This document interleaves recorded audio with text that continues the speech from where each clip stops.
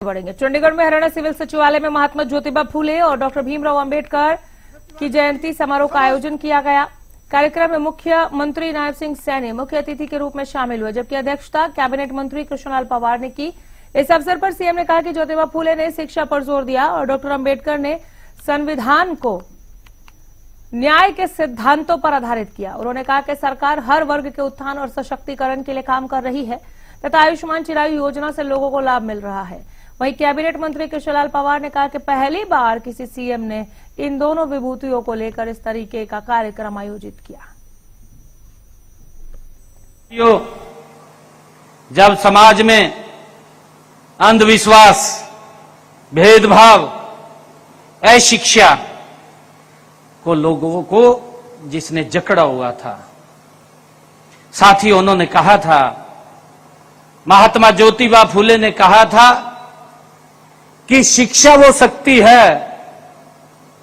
ये महात्मा ज्योतिबा फूले जी ने कहा था कि शिक्षा वो शक्ति है जो इंसान को गुलामी की जंजीरों से मुक्त करती है।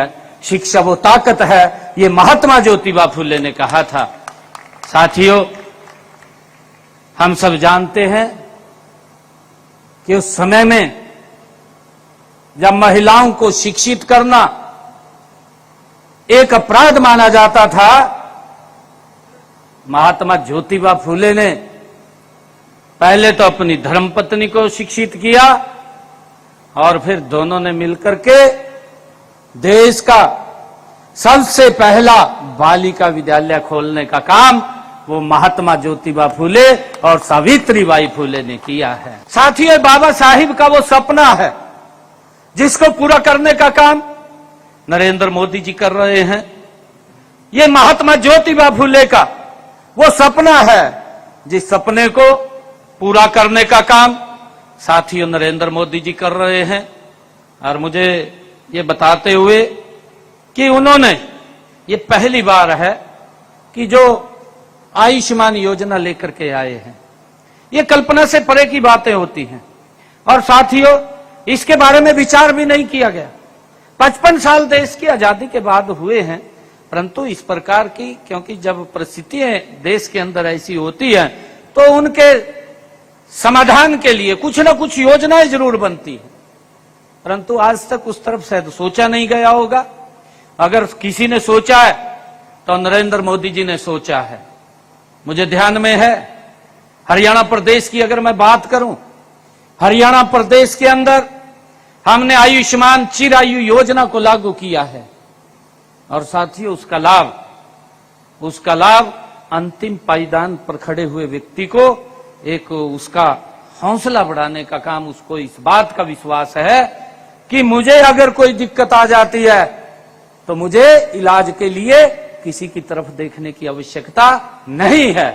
साथियों, यह विश्वास अगर किसी ने दिया है तो ये नरेंद्र मोदी जी ने दिया है और यही विश्वास ये महात्मा ज्योतिबा फूले और डॉक्टर भीमराव अंबेडकर जी आम जन को देने का काम करते थे, जिसको नरेंद्र मोदी जी ने आगे बढ़ाने का काम कर रहे हैं। महात्मा ज्योतिबा फूले और डॉक्टर भीमराव अंबेडकर की जयंती, तो जिसके मुख्य अतिथि माननीय नायब सैनी थे और 66 में हरियाणा बना था और 40 साल से मैं विधानसभा में लगातार चुनाव लड़ रहा हूं। मैं देख रहा हूं पहली बार इस स्थान पर कर्मचारियों की बात और इन महान दो विभूतियों की जयंती आज माननीय नायब सैनी जी आए।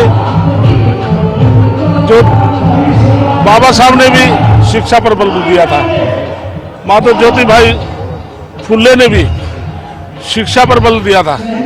पहली बार उन्होंने अपना बाल विद्यालय खोल करके अपनी धर्मपत्नी को शिक्षा दी और पूरे देश में शिक्षा स्तर को बढ़ाया। और बाबा साहब ने भी नारा दिया था, शिक्षित हो, संगठित हो, संघर्ष को और आगे बढ़ो। और नायब सैनी जी ने पूरे हरियाणा प्रदेश में 81 गर्ल कॉलेज खोले हैं, जिसमें से 30 महिलाओं के लिए। तो इसलिए आज हमारे कर्मचारी भाई थे, चाहे क्लास 1-2 की प्रमोशन रिजर्वेशन की बात थी, क्लास 4 से रिजर्वेशन की बात थी। कल हमने कैबिनेट में गुड़गांव में हमने क्लास 4 से क्लर्कों की प्रमोशन के लिए भी हमने तय कर लिया है, बहुत जल्दी करने जा रहे हैं। निकाय चुनाव को किस प्रकार से देखते हैं?